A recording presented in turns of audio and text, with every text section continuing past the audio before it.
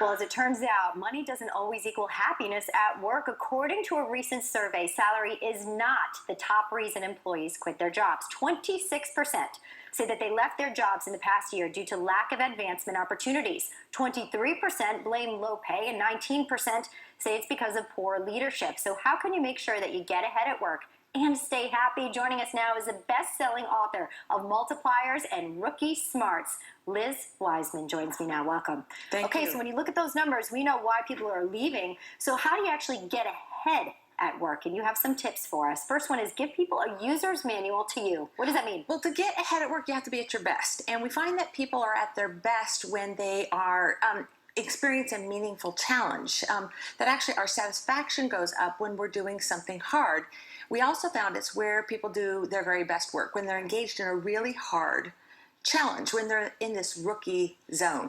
Okay, so when you tell people about, you're saying tell people more about yourself, and you say a user's manual, here's where my strengths are, here's where I'd like to be challenged? Well, here's the idea. As a user's manual is here's how to use me. So sign up for a challenge, something hard, and then tell people how to use me. This is my native genius. This is what I do easily and freely. For me, I'm a synthesizer. Here's how you can use me. You can use me to kind of sum up meetings. And if you tell people how to use you, you're more likely to get used, and people really want to be utilized at work. And succeed in what you're good at there, too. You also say to play your chips sparingly. What do you mean by that?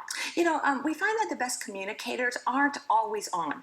And they're not even necessarily consistent. They know when it's time to be really big, and then they know when it's time to be small and make space for other people. So if you're not getting heard at work, it might be because you're not playing enough chips, or you might be playing too big and getting tuned out by the people around you. So I brought my chips here. You might want to go into a meeting, something that's really important, and say, you know what, I've got 4 chips I'm going to play. And you dispense your opinions in small but really intense doses, and you come in really big with an idea, but then you hold back. And listen.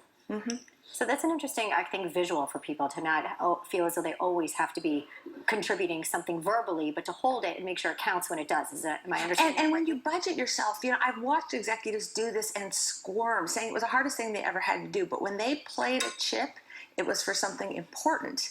And we find that not only do they allow other people to have a voice and bring out the best in others, but they actually get more heard themselves. You're more influential when you play your chips really sparingly. Incredible. And you also say take some challenges that you normally wouldn't, right? Don't be afraid to fail. Right, to sign up for something hard. And, you know, a lot of people think about waiting for promotion or asking for promotion. And managers generally don't want to talk about promotion. And they often don't have the money to give out, but it's not what drives us either. So sign up for a stretch. We find in this current work environment, when things are spinning really fast, it's not what you know that matters, it's how fast you can learn. And so sign up for something that makes you just a little bit nervous and kicks you into that learning mode. Great tips for everybody today. Best-selling author of Rookie Smarts and Multipliers, Liz Wiseman. Thank you for your time. Thank you, Elizabeth. We have our chips. We're ready to go.